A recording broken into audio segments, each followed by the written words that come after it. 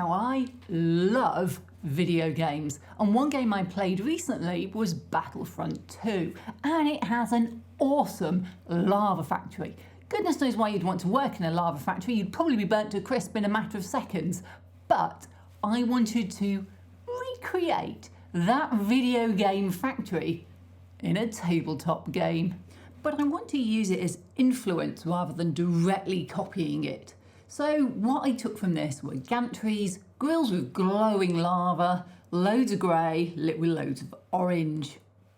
Now, I design everything in Blender. It's free, it's very powerful. It does have a huge learning curve, but once you know it, you can use it to do almost everything.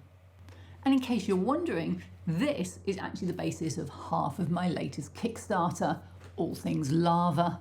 So skipping briefly past months and months of design and test prints, you end up with a pile of FDM prints to paint.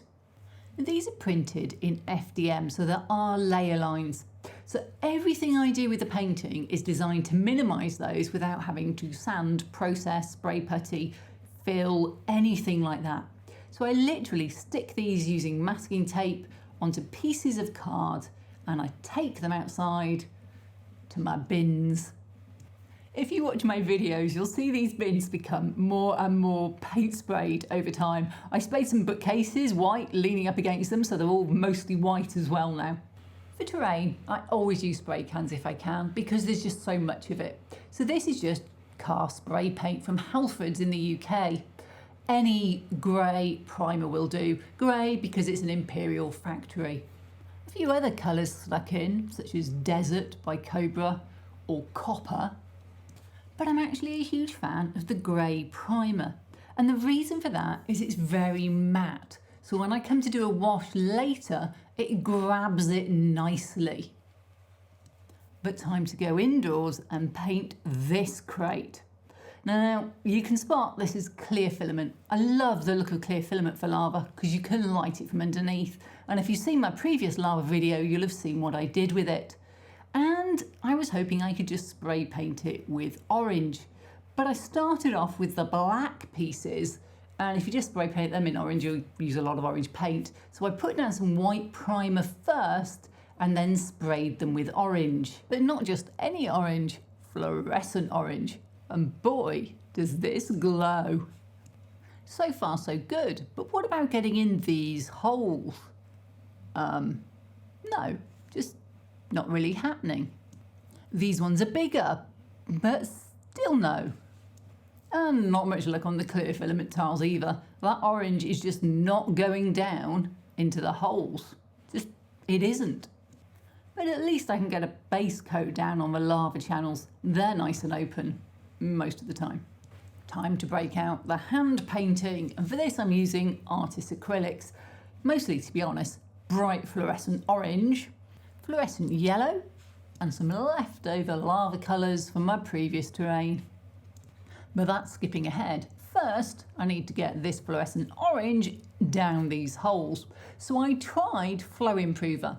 I tried it with and I tried it without. And to be honest, neither worked particularly well. I ended up filling every hole using a pipette, stabbing at it with a brush, and it still didn't go down and it just created bubbles. I banged and banged it on the table and then just went and painted the yellow instead for a while. This at least was easy to get on. But not to worry before you become disheartened. I found a way. The next day I realised there were actually quite a few areas that I still hadn't got it down to the bottom on. And I had a brainwave. What do I use when I'm trying to glue stuff to get everything to run? I need to break the surface tension. If I was doing this with oil paints or enamels, I wouldn't have a problem. It's because it's acrylics and they just don't flow nicely. And the answer is isopropyl alcohol. Yes, the humble wet water spray that we all use for doing scenery. 1/3 99% isopropyl alcohol, 2/3 water, spray it on, it dilutes the paint a little and it all just runs into the holes. Why didn't I think of that a few hours earlier? But with that vital ingredient sorted, I had a problem. So all of my tiles are grey. They're primer grey, Halford's grey primer. But these, I need to paint them the same colour to match. And I had the perfect colour from Hobbycraft, mid-grey. Look, it's so perfect, you can't even see it's painted onto this grey primed tile. But I only have one tube, so I rush down to Hobbycraft, I buy mid-grey, and it's a different colour. It's a completely different colour. Who changes the colour of their paint? Look, it's really light. It's nothing like it. So I ended up spending half an hour mixing a custom colour, and quite a bit of it, because I am going to paint a lot of tiles, and I use Halford's a lot, so I'll use it in the future. And now I have a custom colour that looks very like Halford's grey primer.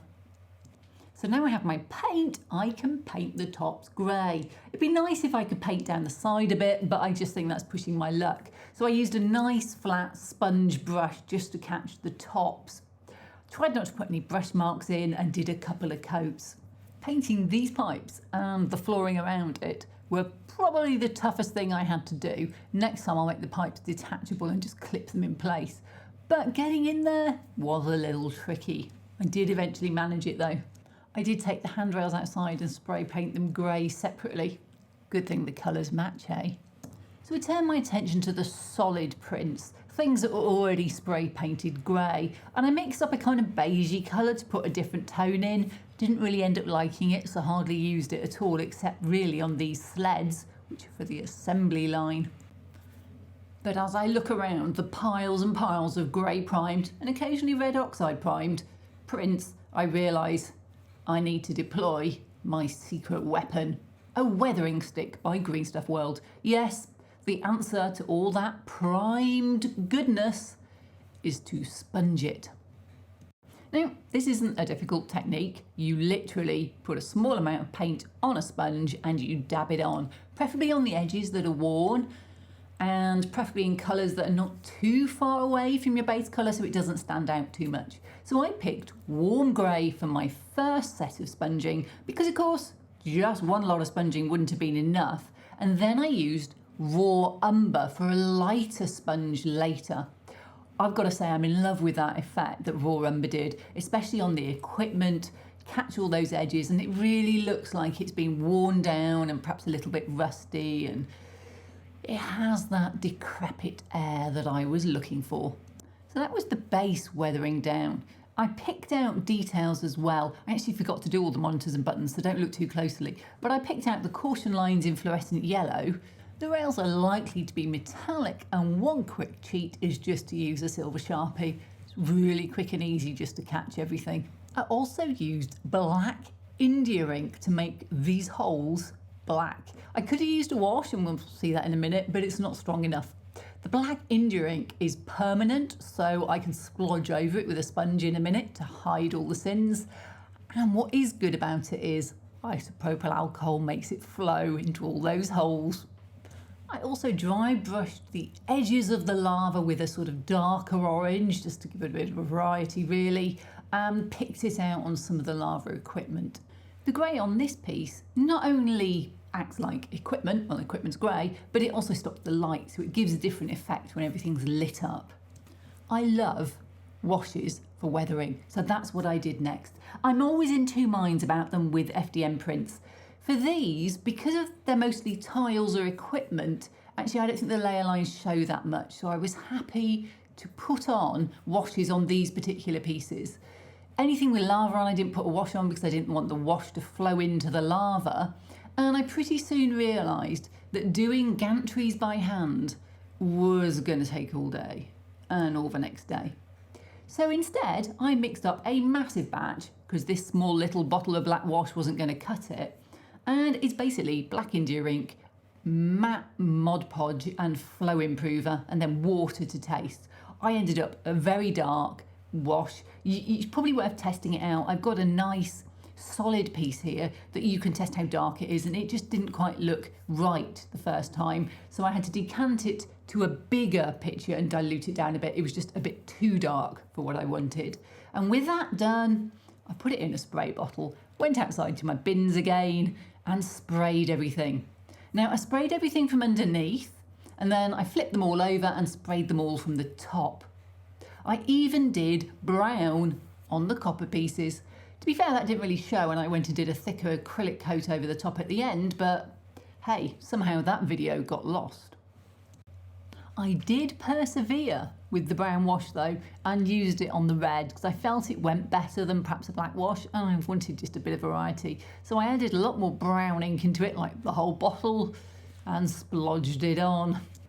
No washes on these clear areas, so I just clipped the handrails in place. These have got built-in mini clips, so you can take them on or off. And if you want, you can just print a version without them, because quite frankly, if you're playing a game, I do think the handrails could be annoying, but they look really cool. I quickly neatened up the edges with a little bit of lava grey, and we were getting close, but I was missing one thing: a light up base. Now, I've been through this already in one video, so this is the very condensed version. I 3D printed a base, I put an LED strip in it that has a lighting program on a remote or on your phone, and I made it go glowy glowy. Finally, I used a rattle can to spray some clear coat on to protect the pieces, laid them all out, and clipped them together. And before you knew it, I was on to the next ones. There's 3 3-foot by 1-foot sections, and then all I had to do was put everything together and take the pretty videos. And sadly, the only place big enough for all of these is the floor. But if you want your own lava factory, you can support and buy it now on Kickstarter. Links down below in the description.